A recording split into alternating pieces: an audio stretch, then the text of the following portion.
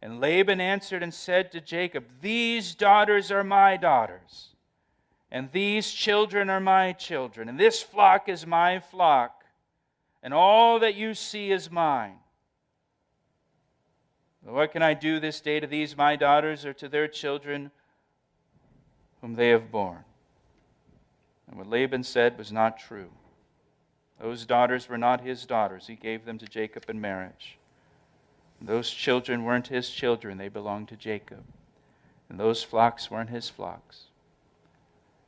Those were Jacob's flocks. And this is a really, to put it in today's terms, this is a really toxic relationship here. And this is a father-in-law who doesn't know his lane. Is really overstepping his role in his relationship with his son-in-law and his daughter and their family. Really crossing a line. In the Bible, married couples are called to leave and cleave to one another. To leave their family and to cleave to each other as husband and wife and become one flesh. Even in a marriage ceremony, a traditional marriage ceremony where the bride comes down the aisle and the husband, the groom, is standing at the front. And as she comes down the aisle, symbolically what it is communicating is she is walking past all of her friendships, walking past all of her family members. And in the front row, you have her closest family members, her parents, her siblings, her grandparents, the closest family members. And she walks past all of them and stands up front with her groom. And what that is communicating, what the groom is communicating to his family is now that this woman, my bride, becomes the most important relationship in my life. And what that bride is communicating is that this man now becomes the most important relationship in my life. And all of these other relationships that have been so important to me throughout my life up to this point of my wedding day, all of these other relationships can now take one step back. Because now this is the relationship for my life. And sadly, sometimes you have in-laws or parents that don't recognize those boundaries and the meaning of that. And so what happens here, verse 44, we're almost finished. Now therefore, come, let us make a covenant, you and I, and let it be a witness between you and me. And so Jacob took a stone, and he set it up as a pillar. And then Jacob said to his brethren, gather stones. And they took stones and made a heap, and they ate there on the heap. And Laban called it Jegarsahadutha, but Jacob called it Galeed. And Laban said, this heap is a witness between you and me this day. Therefore its name was called Galeed, also Mizpah, because he said, may the Lord watch between you and me when we are absent one from another. If you afflict my daughters, or if you take other wives beside my daughters, although no man is with us, see, God is witness between you and me.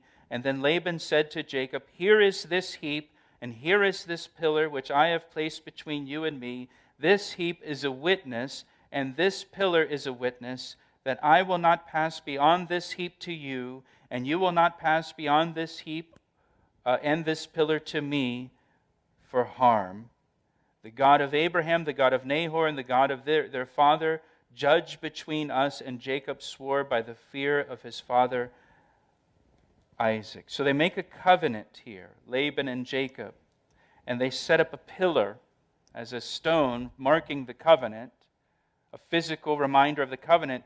And the name of the stone, they called it Mizpah. The word Mizpah means to watch, because he said, verse 49, note verse 49, may the Lord watch between you and me when we are absent one from another. Have any of you ever heard that verse before?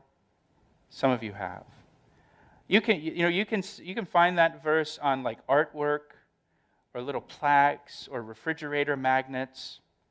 You can find it in hymns and songs and worship songs. Some churches in their benediction will quote that verse, may the Lord watch between you and me when we are absent one from another. And it sounds like a really sweet sentiment. But what's the context here? The context is, I don't trust you. And may God keep an eye on you when we're apart, because I just don't trust you.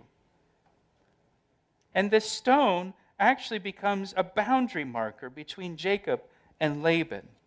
And neither one of them is allowed to go past the Mizpah stone. And they even say that. You're not going to cross over to this side. I'm not going to cross over to that side. I'm not going to go past this stone. What do they do here? Well, here's what they do. The best solution for Jacob's relationship with Laban was to separate from him and to set up a boundary, a physical, literal boundary for them.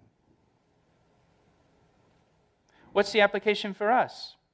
Well, when you have a toxic relationship with someone, sometimes the best solution is to separate from them, put some space between you and them, and put some boundaries in place. Set some boundaries for that relationship. I'm just going to allow you in this far. And that's as far as you can come for my health. And so we got to put some boundaries here in this relationship. Verse 54, and we'll finish up. Then Jacob offered a sacrifice on the mountain and called his brethren to eat. And they ate bread and stayed all night on the mountain. And early in the morning, Laban arose and kissed his sons, that would be his grandsons, and his daughters, that would include Leah, Rachel, and his granddaughters, and blessed them. Notice he doesn't kiss Jacob. Then Laban departed and returned to his place. So he gets free from Laban, and he's on his way back to the promised land. And how did God get him to move? He placed a desire in his heart. He made his circumstances uncomfortable, and then he spoke to him. And maybe God has put a desire in your heart for something. Maybe your circumstances have grown uncomfortable. Maybe the Lord has spoken to you because he's trying to move you.